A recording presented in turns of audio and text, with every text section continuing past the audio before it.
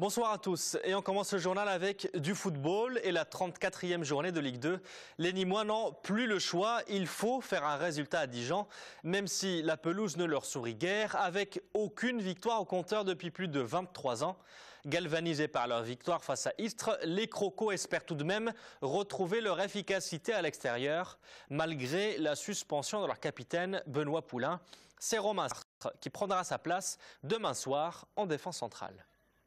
À l'extérieur, ça fait quelques matchs où on est moins performant, on est peut-être plus sur l'attente, on est un peu trop spectateur. Par exemple sur Clermont, on a été peut-être un peu petit bras. Il faut avoir plus confiance en nous, confiance en nos qualités, croire en nous, il faut qu'on croit un peu plus en nous.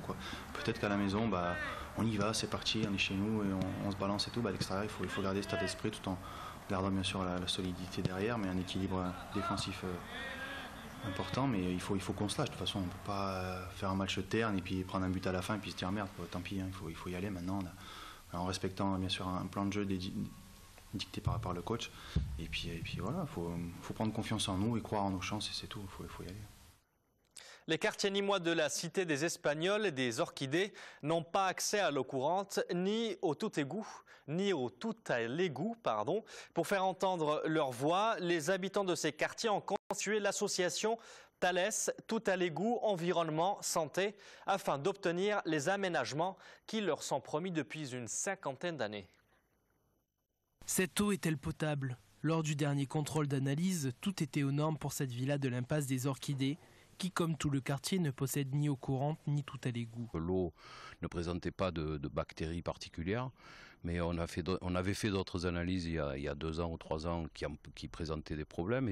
Et selon les endroits dans l'impasse, il y a des endroits où l'eau est carrément pose de gros problèmes, notamment de bactéries relativement graves, avec des familles qui ont des enfants. Donc là, on est carrément et strictement dans un problème de santé publique. Dans la Cité des Espagnols et les quartiers Bachas-Orchidées, le tout à l'égout est demandé depuis plusieurs années aux élus. Pour le moment, l'agglomération de Nîmes demande aux habitants de mettre aux normes leurs fosses septiques. Mais la taille des terrains ne le permet pas toujours et les devis sont exorbitants pour cette retraitée. Et les deux, là, qu'il y a les papiers et tout, il y en a un de 16 000 et l'autre approche aux 13 000. Mais je pense qu'il y a d'autres choses qui peuvent se rajouter là-dessus. Les habitants de ces quartiers se sont donc mobilisés dans l'association Thalès pour tout à l'égout, environnement, santé. Voilà 50 ans que les municipalités qui se sont succédées nous ont promis le tout à l'égout. Un demi-siècle, c'est trop long. Aujourd'hui, l'association Thalès veut se battre, discuter avec l'agglo ainsi que la municipalité pour que nous ayons une solution à tous nos problèmes depuis quelques années. Si les habitants ne sont pas entendus, l'association n'exclut pas un recours judiciaire. Ils ont déjà contacté un avocat, Maître Olivier Taoumi.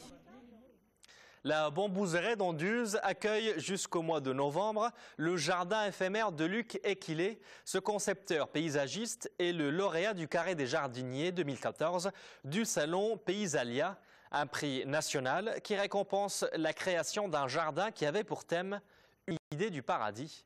Olivier Michel. S'il est des lieux sur Terre qui ont un goût de paradis, la Bambouserie d'Anduze est de cela.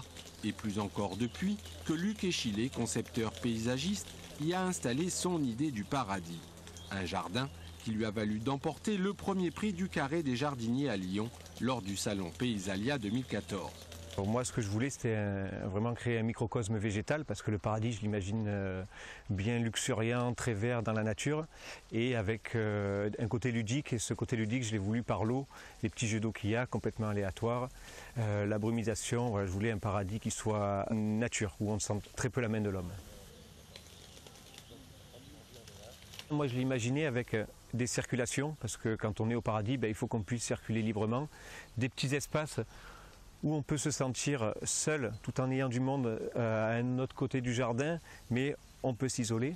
Un petit cocon aussi qui est là-bas, enserré dans les bambous, où là on se sent bien, on se sent protégé. C'est un peu, je le voyais un petit peu comme le ventre de la mer. Un jardin d'Éden qui trouve toute sa raison d'être à la Bambouserie, véritable îlot exotique encontré Cévenol, créé en 1856 par Eugène Mazel. La bambouserie est un lieu unique par le mélange des végétaux qui s'y trouvent.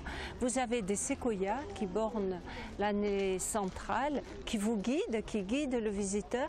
Et avec ces séquoias se mélangent des bambous. Vous avez des différences d'écorce, de matière. Vous avez des arbres qui sont en fleurs. On a eu tout ce printemps, nous avons eu des camélias, puis se sont succédés des magnolias. En ce moment, ce sont les pousses de bambou. Donc c'est un festival, j'ai envie de dire, permanent.